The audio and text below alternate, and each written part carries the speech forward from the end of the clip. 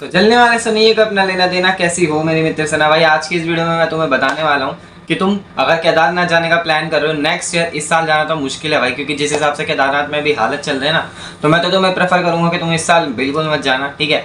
And बताने वाला होगा तुम नेक्स्ट ईयर जाने का प्लान कर रहे हो तो तुम कैसे जा सकते हो, कब जा सकते हो, कहाँ रुकना है, क्या खाना है, कहाँ खाना पीना है, सब बताऊंगा। एंड लास्ट में बताऊंगा कि तुम्हारा कितना खर्चा आएगा, ठीक है। तो चलो बिना किसी सब्सक्राइब कमेंट शेयर की बकवास करें इस वीडियो को शुरू करते हैं। भाई सबसे पहले मैं तुम्हें बताना चाहूंगा कि अगर तुम जा रहे हो, प्लान कर रहे हो जाने का, तो तुम कब जा सकते हो, नेक्स्ट ईयर जाना। अब वैसे तो केदारनाथ धाम के जो कपाट है वो साल में सिर्फ 6 महीने के लिए खुलते हैं, लेकिन तुम 6 महीने में से कभी भी जा सकते हो। बट मेरे अकॉर्डिंग जो बेस्ट प्लान है, बेस्ट टाइम है जाने का केदारनाथ, वो तुम्हारा रहने वाला है मई से जून के बीच में। मतलब कि जब कपाट खुलते हैं मई से लेके नवंबर दिसंबर तक कपाट खुले रहते हैं, एंड तुम इन 6 महीने के बीच में कभी भी जा सकते हो, ठीक है। मैं तुम्हें बेस्ट प्लान मेरे अकॉर्डिंग जो मैं प्रेफर करूंगा तुम्हें, वो रहने वाला है तुम्हारा मई से जून के बीच में। और हाँ, अगर जा रहे हो तो जुलाई अगस्त सितंबर, इन 3 महीनों को तो बिल्कुल अवॉइड करना, क्योंकि इस महीने में तुमने देखा होगा भाई जिस हिसाब से भी केदारनाथ में हालत है ना, उस हिसाब से तो मैं तुम्हें यही बोलूँगा कि इस महीने में मत जाना।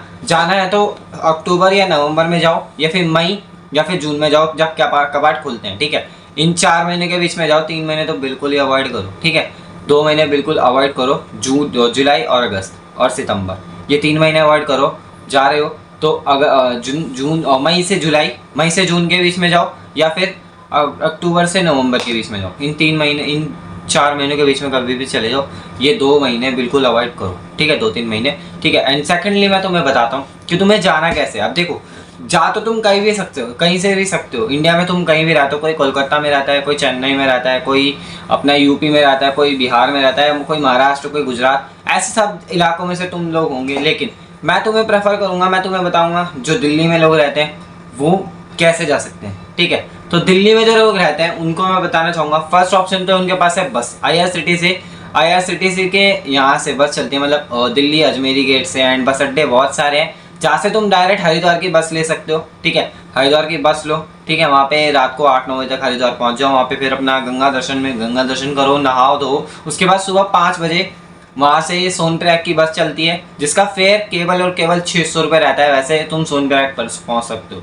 ठीक है। और जो सेकंड है वो है मेरे अकॉर्डिंग जो है ट्रेन का, क्योंकि भाई बस से तो मैं बिल्कुल प्रेफर नहीं करूँगा, मत जाओ। क्योंकि भाई बस वाला जो मेरा एक्सीडेंट हुआ है ना भाई, जो हमारे साथ हुआ था आते समय, अगर तुमने नहीं देखी है ना मेरी केदारनाथ की सीरीज, तो ये देख रहे हो ना ऊपर, यहाँ पे आई बटन में तुम्हें लिंक मिल जाएगा। ये जो आई बटन देख रहे हो यहाँ पर तुम्हें लिंक मिल जाएगा, तो जाके यहाँ पे देख लेना, ठीक है। पूरी केदारनाथ सीरीज की मैंने प्लेलिस्ट बना दी है, तो कोई टेंशन नहीं है, जाके देखना। उसमें ही मैंने सब कुछ बताया, लेकिन ये वीडियो एकदम स्पेशल में बना रहा हूँ, ठीक है। तो सेकंड ऑप्शन है वो ट्रेन का है। ट्रेन की तुम कहीं से भी फॉर्म ला सकते हो, ठीक है। अपने नज़दीकी ट्रेन स्टेशन पे जाओ, या फिर वो जो ऑफिस होता है ट्रेन का जहाँ से टिकट्स बुक होती हैं वहाँ से जाओ, एंड एक फॉर्म ले आओ, उसमें भर दो, उसमें सारी डिटेल्स अपनी डाल दो, तुम्हारा नाम एड्रेस वगैरह सब डाल दो, कब जाना है ये सब डाल दो, ठीक है। एंड उसके बाद ट्रेन से जाओ। मैं बताऊँ बेसिकली मैं तो गया था बैठने सिटिंग में गया था, ठीक है। उसमें मेरे केवल और केवल 150 रुपये पर पर्सन की टिकट हुई थी दिल्ली से। मैं गया था दिल्ली के जो स्टेशन है पुरानी दिल्ली का, वहाँ से गया था, ठीक है। एंड मेरे 150 रुपये पर पर्सन के लगे थे, 150 ये मान लो, ठीक है।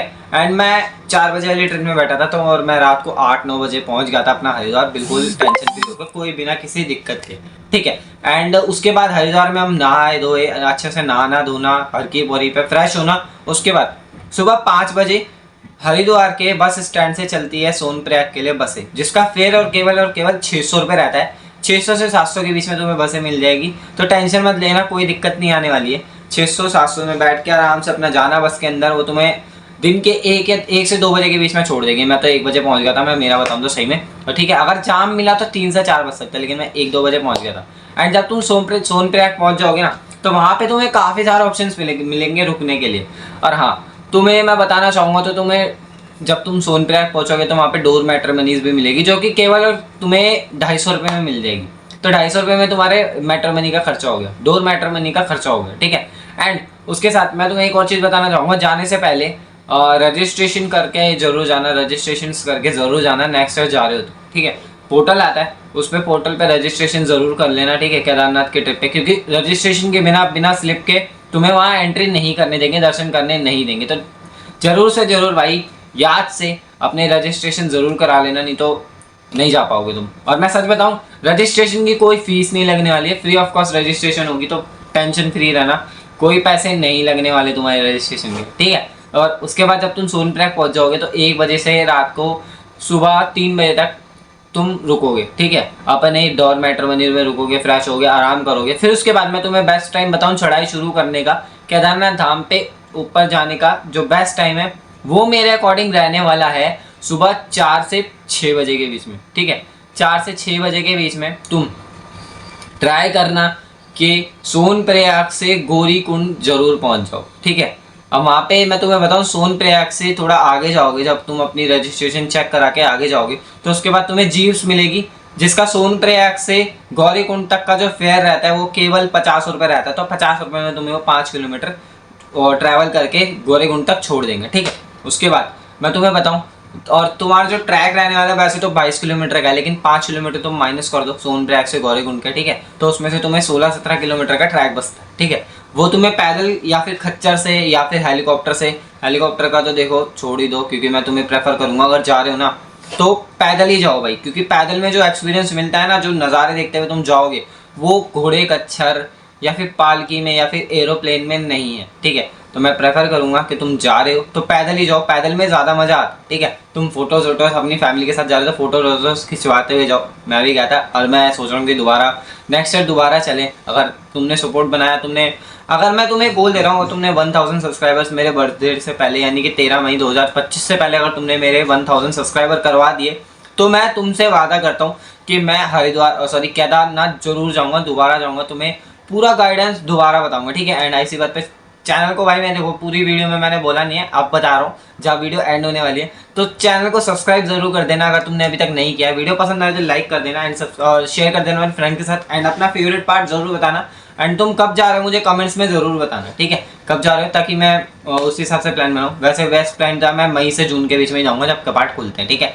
एंड हाँ, हम बात कर रहे थे कि खच्चर वगैरह से मत जाना, बिल्कुल भी पैदल ही जाना, जो कि तुम्हारा 15 से 16 किलोमीटर का ट्रैक रहने वाला है, ठीक है। सुबह 6 बजे तुम अपना ट्रैक शुरू कर देना एंड उसके बाद तुम रामबाड़ा पहुंच जाओगे। रामबाड़ा के भाई ब्रिज की हालत मैं बताऊं इस वक्त बहुत पूरा ब्रिज उठ चुका है भाई, रास्ता बिल्कुल खत्म है, ठीक है। तो इस चीज़ के बारे में बात नहीं करेंगे, मैं तुम्हें बता रहा हूँ, ठीक है। और जो तुम्हारा ऊपर जब अब तुम पहुंच जाओगे 15 से 16 किलोमीटर, जब तुम पूरा ट्रैवल कर लोगे, मेन धाम पे पहुंचोगे यानी कि बेस कैंप पहुंचोगे।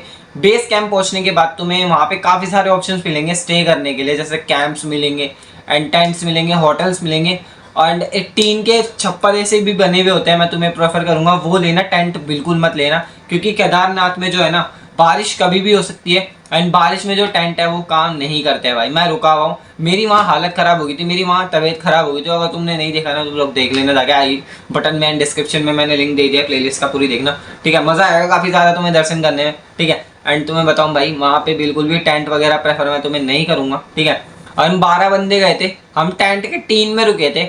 टीन का जो प्राइस था हमारा 12 बंदों का 3000 रुपये उस बंदे ने ले लिया था, तो तुम लगा लो पर पर्सन का 300 से 400 के बीच में पड़ गया। तो तुम्हें वो इजीली कम रेट में दे देगा। अगर तुम कम बंदे हो तो थोड़ा हो सकता है ज़्यादा ऊपर नीचे करे। अगर तुम टेंट ले रहे हो तो भाई टेंट लेने का जो खर्चा है मैं बताऊँ 250 से 300 से 350 के बीच में तुम्हारा पड़ जाएगा, ठीक है।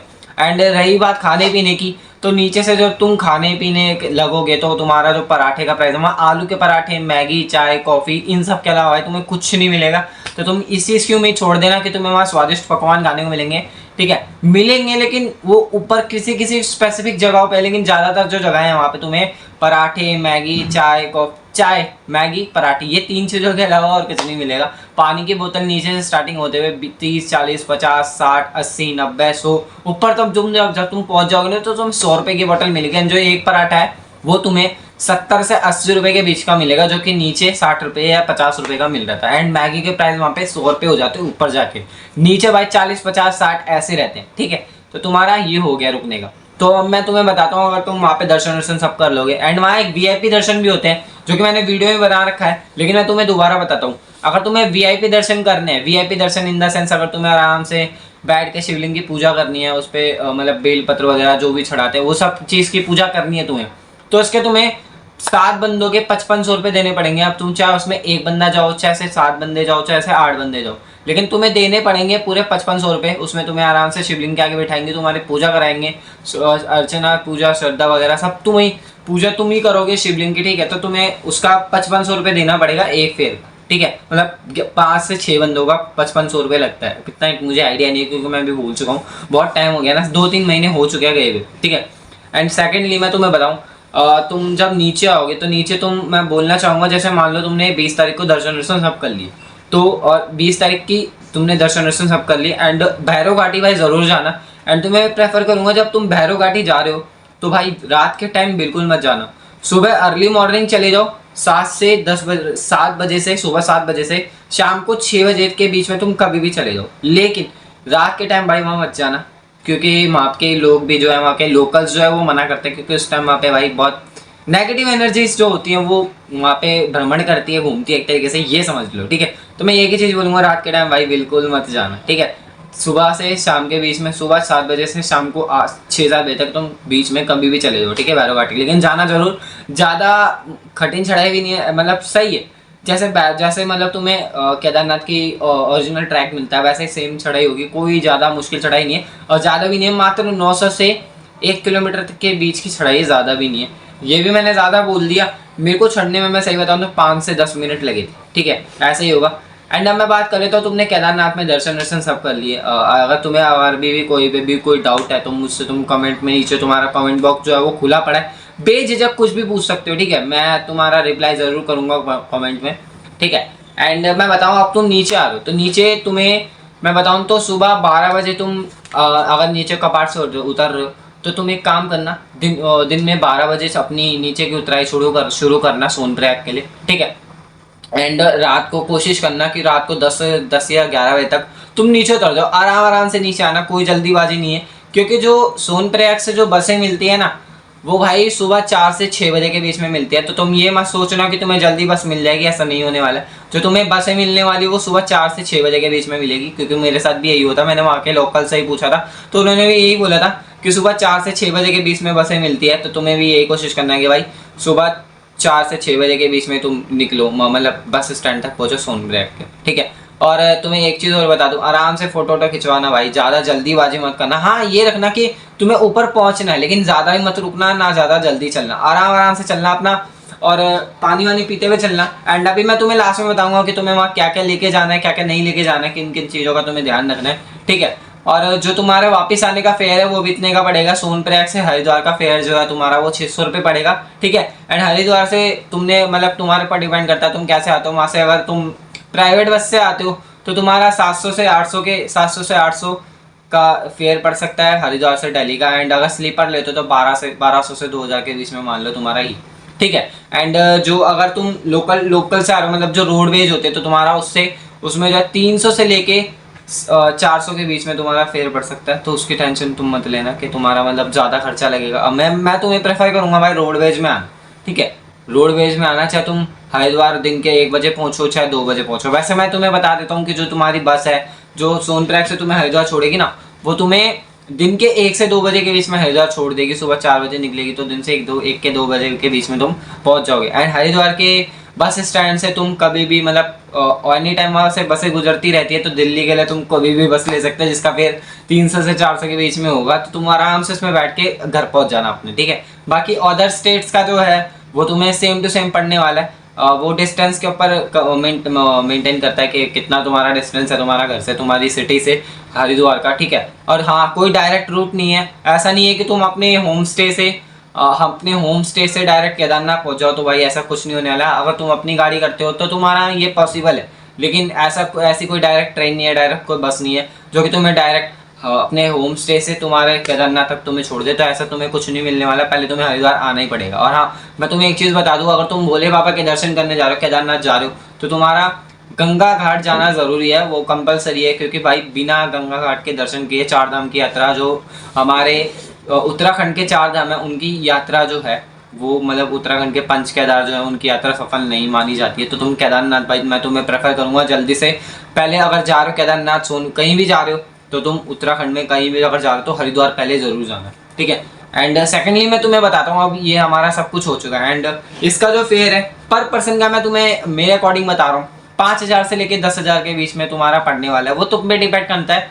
5,000 से 10,000 के बीच में एक एक्सपेक्टेड रेशियो है, मैं बता रहा हूँ। अगर तुम एक बंदा हो, अगर एक बंदा जा रहे हो तो एक बंदे के तुम्हारे कम से कम अगर जा रहे हो तो 5,000 से 10,000 के बीच में मेरे हिसाब से तुम 8,000 रुपये रख के लेके चलो अपनी जेब में। 8,000 में तुम एक बंदा आराम से तुम वहाँ घूम फिर लोगे, वहाँ से आ जाओगे, आराम से वहाँ पे मस्ती कर लोगे, ठीक है। कोई झंझटबाजी नहीं होगी। और ना तुम ऋषिकेश से भी सोनप्रयाग जा सकते हो, लेकिन मैं तुम्हें प्रेफर करूँगा कि तुम हरिद्वार से ही जाओ, ठीक है। एंड रही बात तुम्हें वहाँ क्या क्या लेके जाना है, क्या क्या नहीं लेके जाना है, तो उसमें मैं बताता हूँ। फर्स्ट ऑफ ऑल तुम्हें वहाँ भाई रेनकोट ज़रूर लेके जाना है, ठीक है, क्योंकि वहाँ बारिश का कोई भरोसा नहीं है, कभी भी बारिश आ सकती है, ठीक है, और कभी भी वहाँ पे स्नोफॉल हो सकती है, तो तुम रेनकोट ज़रूर लेके जाना। एंड साथ में रही पिल्स, मतलब कि तुम्हारी मेडिसिन है भाई, मेडिसिन भी बहुत ज़्यादा मैंडेटरी है वहाँ पे। हाँ मानता हूँ, वहाँ पे कई कई जगह पे मतलब तुम्हें वहाँ पे हॉस्पिटल्स मिलेंगे एंड डिस्पेंसरीज मिलेगी, मेडिकल की सुविधाएं मिलेगी, लेकिन तुम अपनी फिर भी लेके जाना, जैसे अपनी खांसी जुकाम की गोली एंड अपना दांत दर्द की गोली, पूरी बॉडी पेन की गोली, एक मुंह स्प्रे एंड गर्म पट्टी, और जो भी तुम्हारी कंपलसरी दवाइयाँ होती है ये सब दवाइयाँ ज़रूर लेके जाना। एंड एक पावर बैंक ज़रूर लेके जाना। जो मैं पावर बैंक लेके गया था वो भाई मैं सच बताऊँ तो नकली पावर बैंक है। उसको मैंने मम्मी का मतलब मेरे पेरेंट्स का फ़ोन चार्ज लगाया भाई, मम्मी का फ़ोन उसने केवल भाई आधा पर मतलब 50% चार्ज किया, उसके बाद वो फूक गया।